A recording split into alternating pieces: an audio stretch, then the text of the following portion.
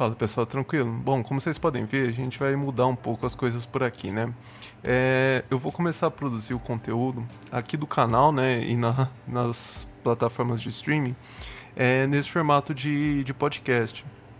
Então, ainda tô na fase ainda criando conta nas plataformas de streaming, enfim, quando eu terminar de concluir esse processo, né, eu vou lançar um episódio piloto e eu dou maiores detalhes, porque eu tô fazendo isso, o que vai ter de diferente, enfim. Mas basicamente, enfim, eu vou seguir todos os projetos, né, que eu já tinha começado aqui no canal. Quem acompanha aqui no YouTube vai ter a opção, né, de acompanhar também nas plataformas de streaming, mas eu vou seguir postando o conteúdo aqui normalmente, né, só nesse novo formato, né, e tendo que fazer algumas edições, né, para não ficar tomando strike aqui no YouTube. Mas basicamente é isso. Eu vou tentar estender. O objetivo vai ser só estender esse conteúdo, né, para as plataformas de streaming também. Bom, dito isso, o que a gente vai fazer hoje, né? A gente começou a ter nas últimas semanas, né, alguns sinais de que a gente está entrando numa nova grande crise financeira, né? Então o que eu decidi fazer? Eu ainda acho meio bem prematuro para dizer se vai ser uma grande crise financeira, uma crise, ela já, de fato, já temos, né? Mas se ela vai ser uma pequena crise, se vai ser uma crise média, se vai ser uma grande crise como a de 2007, 2008, é algo que a gente ainda vai precisar aguardar os próximos capítulos, né? Mas acho que, principalmente, né, porque o Michael Roberts, né, que é um economista marxista, né, que eu gosto muito, ele já fez vários, né, textos, né, no blog dele sobre esse assunto, né, também consegui acompanhar aí outros economistas, enfim, de outras vertentes, né, então já tem um material aí que dá pra gente fazer uma análise aqui, pra gente começar a bater um papo sobre isso, né. Mas a nossa principal fonte vai ser mesmo o Michael Roberts, né, nos textos que ele publicou no blog dele lá do The Next Recession. Bom, um resumo muito breve dos fatos, né.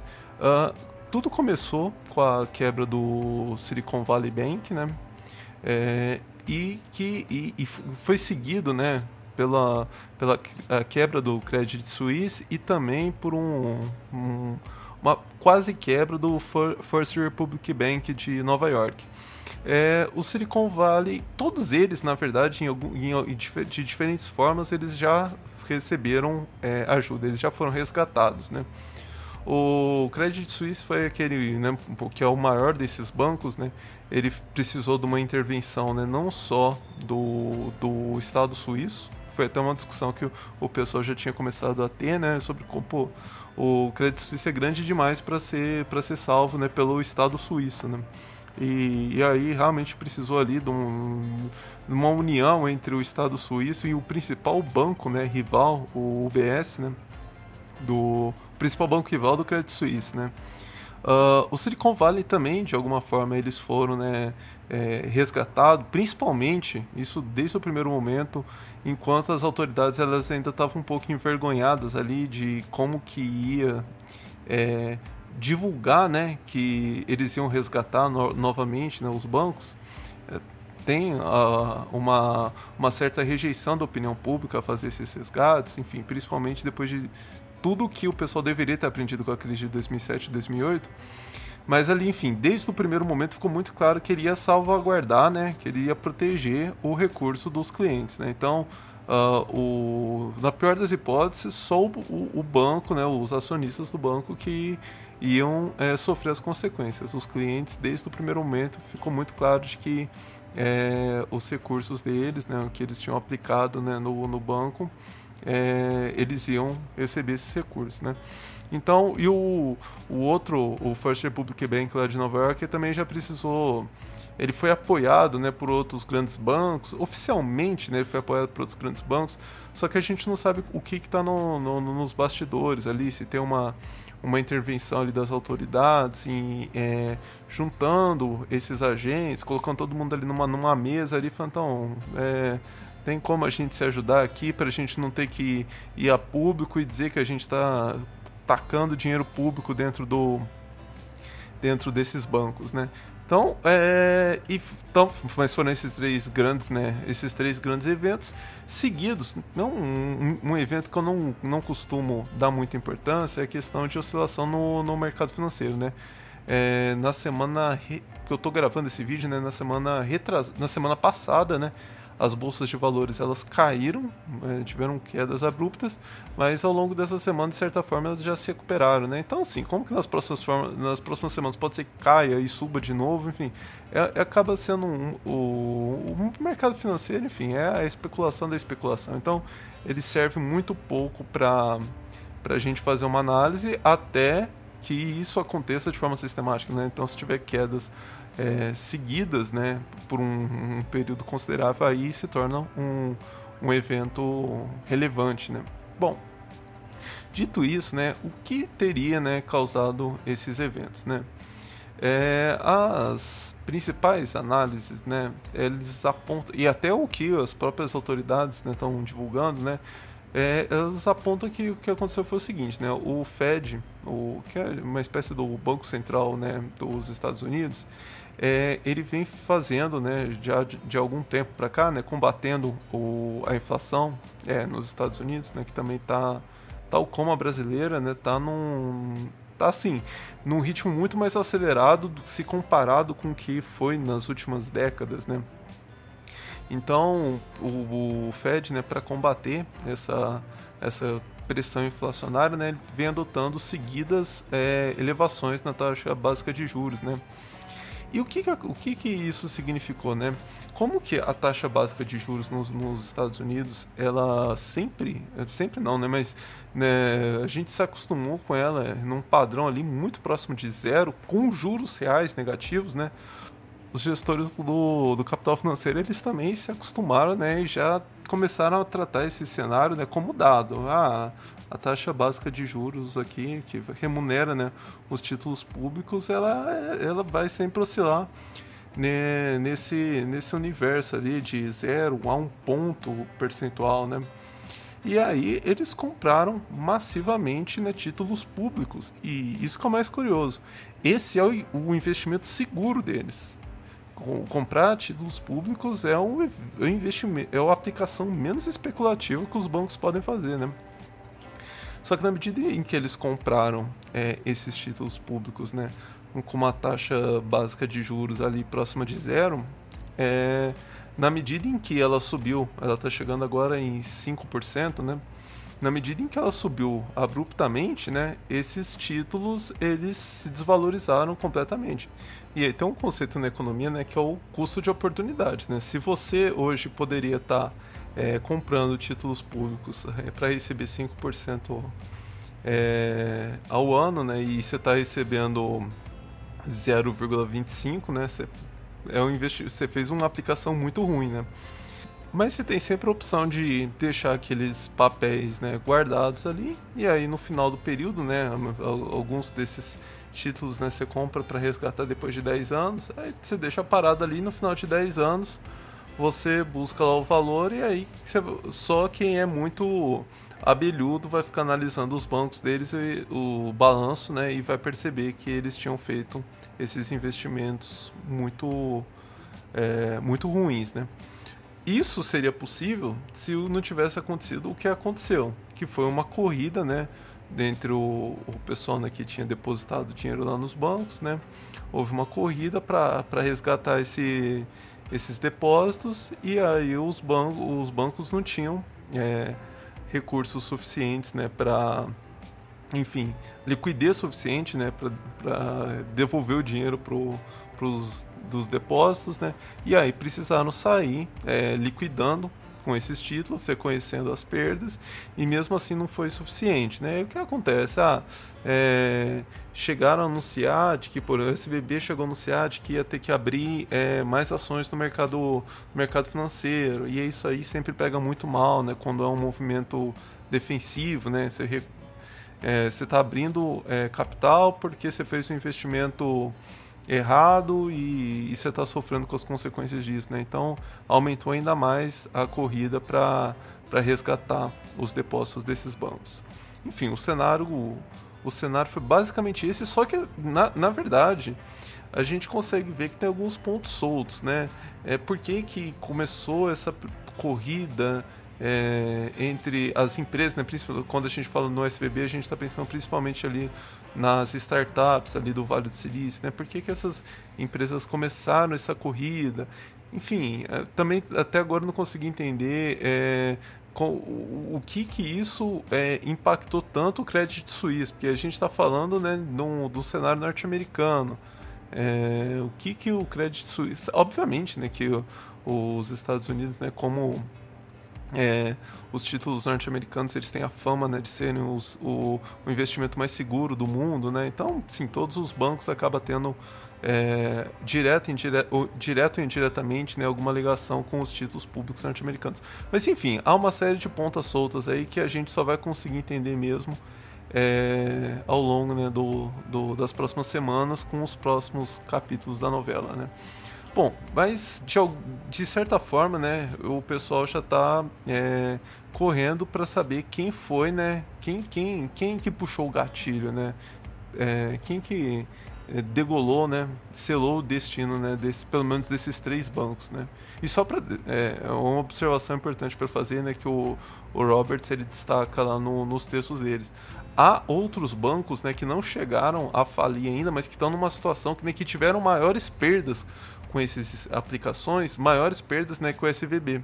Então, possivelmente, se tivesse tido uma corrida a esses bancos também, a situação teria sido ainda pior. Então, a situação ela ainda é bastante delicada, né?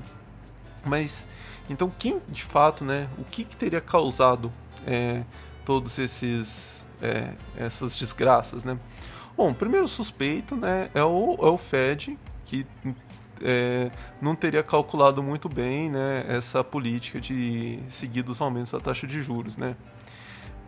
Só que esse primeiro suspeito, né, na verdade, ele tem um bom álibi, né? Porque ainda hoje, se a gente considerar mesmo o que é a inflação, diante da inflação norte-americana, né, os juros reais nos Estados Unidos, ou eles ainda estão negativos, ou eles ainda estão muito próximos a zero, né? Então o Fed tem esse bom álibi aí. Um segundo suspeito, né, e esse aí é difícil defender esse pessoal, né? Mas são as autoridades, né, que ficaram encarregadas em regular o sistema bancário. Mas ainda assim elas têm uma boa defesa, que é o... Eu vou até colocar isso em mais detalhes na sequência, né? Mas de que as quebras agora, elas não vieram dos investimentos mais especulativos, né? As quebras vieram, teoricamente, do investimento de uma aplicação mais segura, né? Que são nos títulos do Tesouro norte-americano. Enfim, há uma série de nuances aí, o volume desses investimentos e quantidade que os bancos tinham que manter de liquidez, enfim. Obviamente que há questões que esbarram em questões regulatórias ali que poderiam ter sido feitas diferentes, mas eles têm esse álibi. Os bancos que foram à falência agora, né, não são bancos que pelo menos eles não estavam adotando aquela linha de investimentos altamente especulativos e arriscados, né? Como foram os bancos, como estavam adotando os bancos que foram às cordas lá em 2007 e 2008. Mas a gente vai voltar nisso. Mas quem que é o criminoso e suspeito, né? Porque eu apresentei rapidamente aqui alguns bons motivos, né? Que aliviam um pouco a carga, né? Desses suspeitos, né? Bom, agora para a gente então entender de fato, né, aquilo que eu acho que é mais pertinente para explicar o que de fato aconteceu, vou fazer um pequeno exercício aqui da gente ir para um cenário, para um capitalismo idílico, para a gente pensar como as coisas deveriam funcionar no melhor dos mundos, para a gente entender como que elas não estão funcionando na realidade. No melhor dos cenários, no capitalismo mais idílico, que não vou dizer que nunca aconteceu, mas que aconteceu sempre com períodos muito curtos. Como funciona, né, a atividade financeira, né?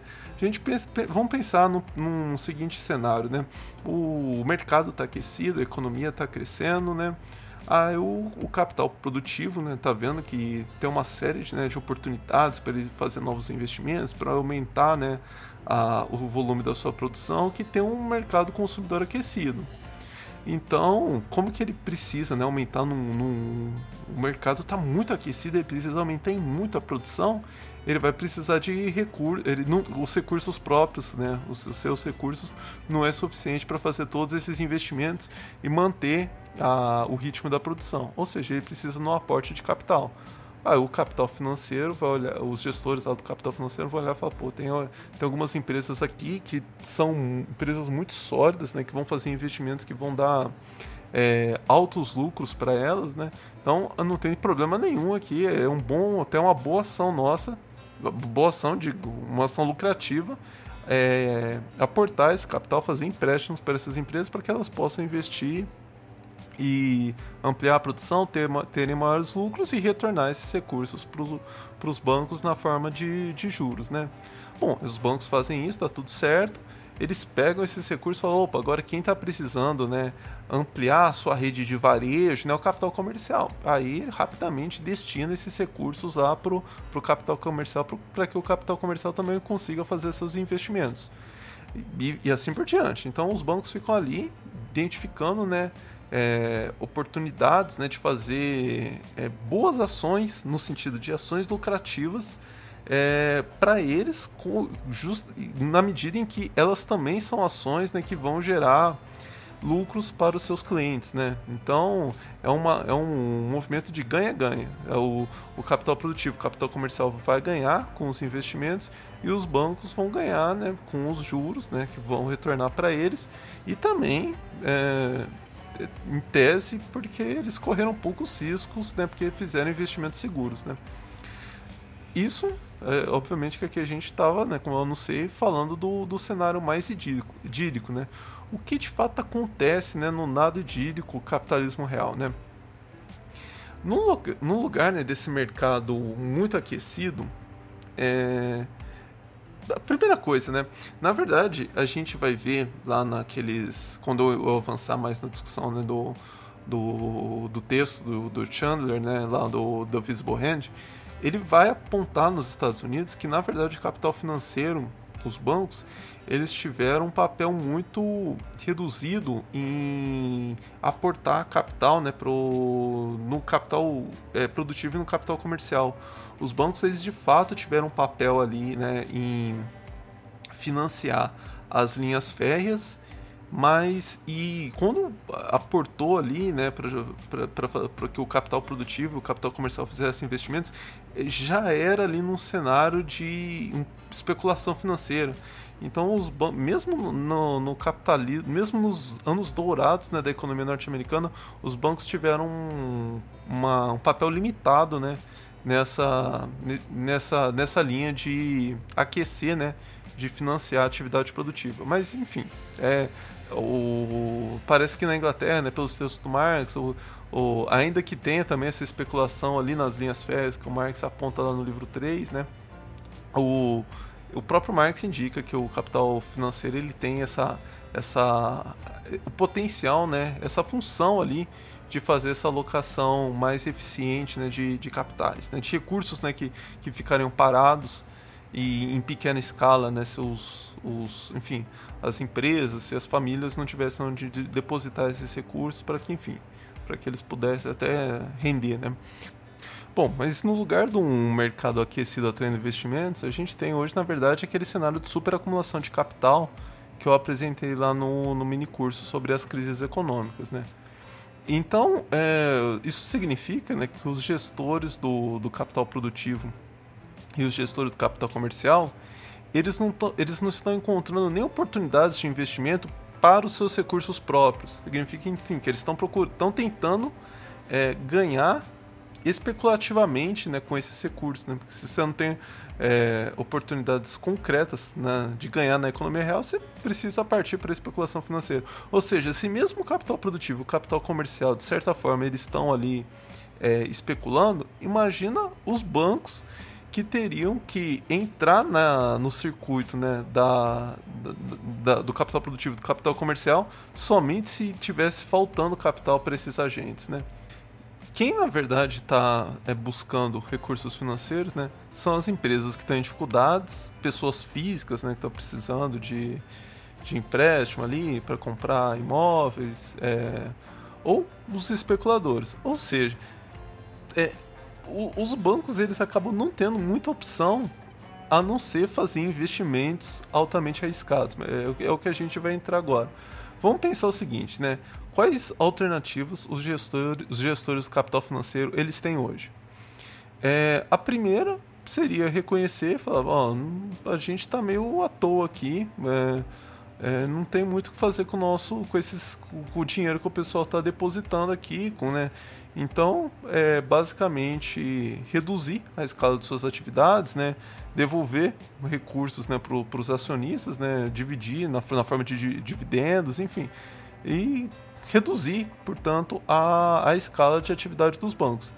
Isso acaba sendo uma forma de reconhecer perdas, né? Porque esse capital que está saindo, né, da atividade econômica, ele vai parar, né, de render. Então você tá perdendo ali diante da inflação. Uma segunda opção seria fazer as aplicações mais tradicionais. Essas aplicações mais tradicionais, né, elas oferecem oportunidades muito reduzidas, né, de ganho e até algum risco, né, de você perder para inflação, enfim, com custos de oportunidade, mas ainda assim, se a gente olha para o que aconteceu com o SVB, o grande problema veio das aplicações nessa segunda opção aqui, nas aplicações mais tradicionais.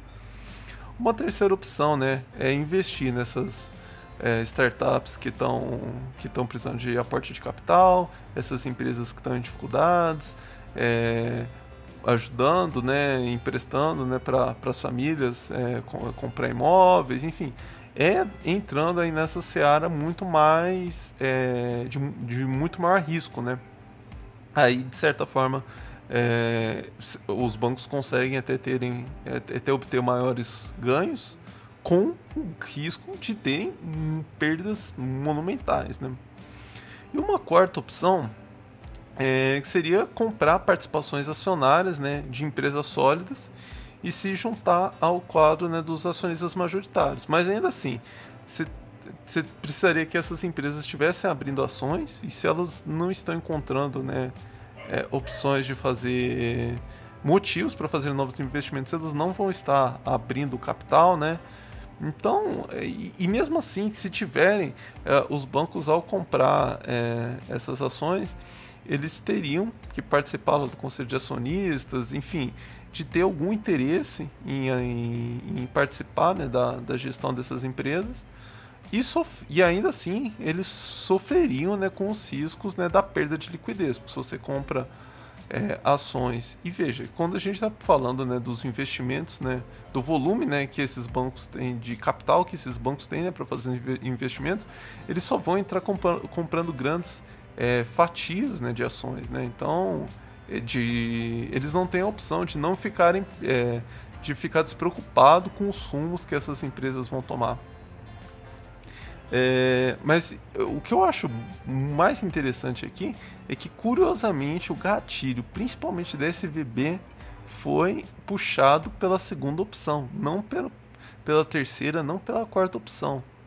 Ainda que a gente possa descobrir que o volume que ela tenha destinado para fazer os investimentos as aplicações mais especulativas, enfim, o capital que está mobilizado, mesmo comprando lá a ação das startups, enfim, a gente pode descobrir que a história real não é bem essa que o pessoal está contando, mas por enquanto as informações que a gente tem é de que o problema todo começou com os investimentos, né, com as aplicações mais convencionais, né? Bom, então se o problema todo foi causado pelos investimentos mais convencionais, regular o setor financeiro é de fato o que pode resolver o problema? Tudo indica que não, né? Porque olhando para essas opções que eles possuem, a gente não consegue ver nenhuma alternativa ali que oferece ganhos certos para eles, ou ganhos de uma forma muito mais funcional, de uma forma muito mais sustentada. O problema é quando o pessoal joga a lenha, né, nessa história da regulação financeira, o que na verdade eles estão ignorando é todo esse cenário de superacumulação de capital, de estagnação da economia, enfim. Mas a gente sabe que que eles não vão adentrar nessa discussão, justamente porque seria admitir que a gente tem que pensar outros rumos para a sociedade. Então acaba que não há uma solução óbvia, fácil e que atenda, né, a todos os compromissos, né, que esses reguladores, né, que as autoridades públicas assumiram. Uma alternativa, né, que o Michael Roberts apresenta lá, que obviamente não vai ser adotada também, mas que é muito menos radical que tudo isso que eu falei antes, é a alternativa de nacionalizar o sistema bancário. Porque veja hoje se a gente para pensar, o que acontece hoje é o seguinte: o sistema bancário ele é privado quando está tudo bem. Então ele é privado nos anos de bonança, quando está dando tudo certo, quando eles estão tendo lucros. A partir do momento em que começa esse cenário de quebradeira, há um movimento ali nacionalizante para proteger, na pior das hipóteses, o pessoal, né, os depositários, os clientes dos bancos. Mas, principalmente como aconteceu lá em 2007 e 2008, esse movimento nacionalizante vai além disso. E de certa forma, quando a gente está aqui também falando em regulação, o que o pessoal está querendo é colocar os bancos para agirem como eles creem que seria correto que eles agissem.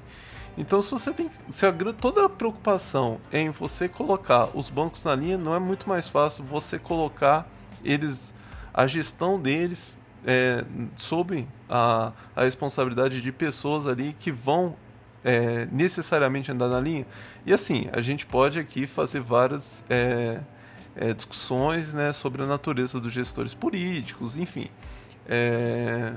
Óbvio, não seria falar em nacionalização dos bancos, né? Não é uma solução também que não oferece riscos, mas há exemplos até dentro do próprio capitalismo de uma atuação muito mais funcional dos bancos, e isso aconteceu em momentos em que a economia local ela estava numa tendência mais planificadora, né?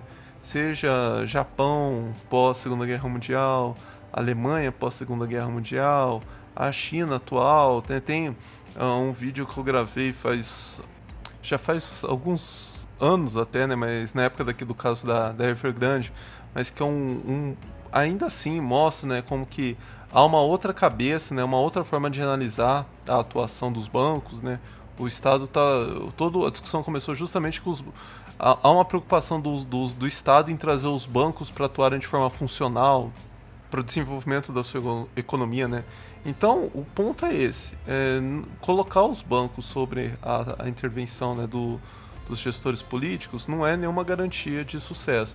Mas se você tem gestores políticos que estão ali tentando pensar de forma estratégica, né, planificando o desenvolvimento da nação, ter os bancos, né, sob o seu controle é uma ferramenta a mais, e uma ferramenta muito boa para que você consiga dar efetividade para essas ações, né?